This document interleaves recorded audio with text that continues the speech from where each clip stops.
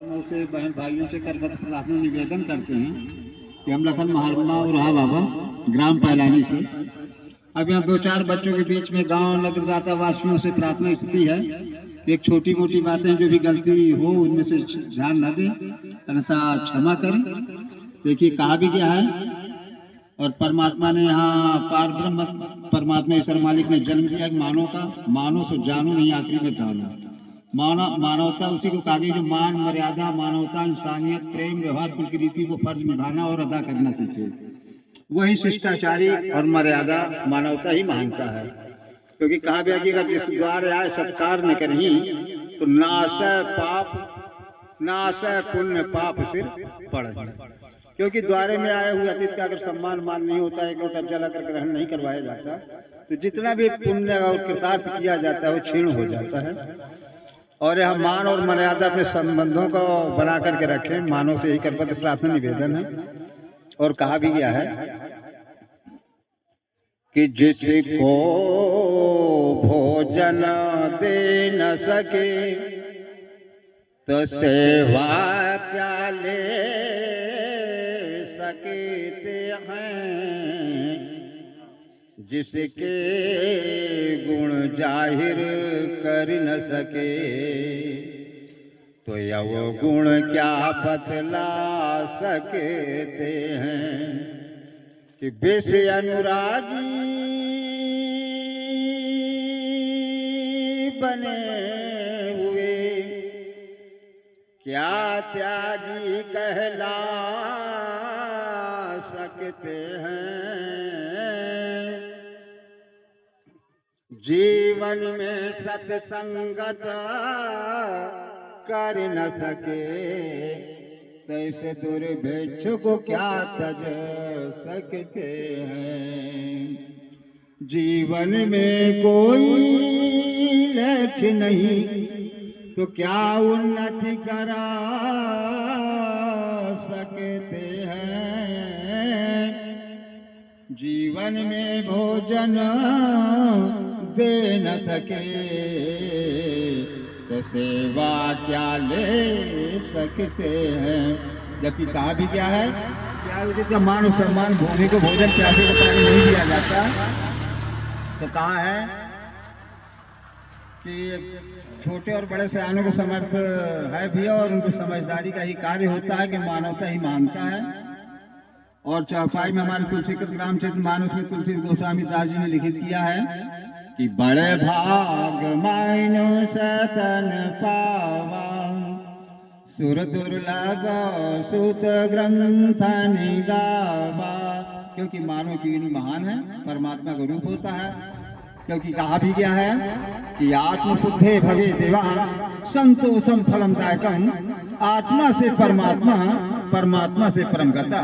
क्योंकि इस आत्मा में पार ब्रह्म परमात्मा ईश्वर की का रूप है और ये आत्मा बनाए हुए चेहरा मानव का है।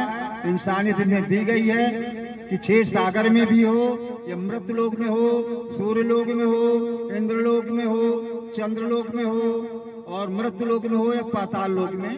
क्योंकि एक जीव ही मानता है और जीव जीते तक कोई चैतन्य कहा गया है, वही चलता हुए कि आत्मा है जो आज शरीर को छोड़ करके आत्मा बाहर हो जाती है और प्रातः मिट्टी का मकान व्यर्थ हो जाता है। ऐसे कहा गया है कि जहाँ सुमति तहाँ संपत नाना, जहाँ कुमति तहाँ विपद निधाना। जहाँ सुमत और संगठन सहयोग एक से कार्य होता है वहाँ विपत्ति का नाश होता है और आपत्ति का सर्वनाश होता है और विपत्तियां कट जाती हैं और सम्मान का सम्मान होता है और बढ़ोतरी होती है। क्योंकि कहा भी क्या है कि धनहीन महीन दीन दुखिया, कि धनहीन महीन दीन दुखिया, कि दर दर की ठोकर खाते हैं जब श्रीमान बना जाते हैं तो लाखों रिश्ते खुलो जाते हैं, लाखों रिश्ते खुलो जाते हैं। संपत सब कुछ कर लेती है, दुखियों का कोई सहारा नहीं, दुखियों का कोई सहारा नहीं, कि धनहीन महीना दीन दुखिया, दर दर की ठोकर खाते हैं, जब श्रीमान बन जाते हैं तो लाखों रिश्ते खुल जाते हैं। मुनि कहा भी गया है कि मुनि जी कि दुख का क्या कारण कहूँ, और दुख का कारण हो जाता है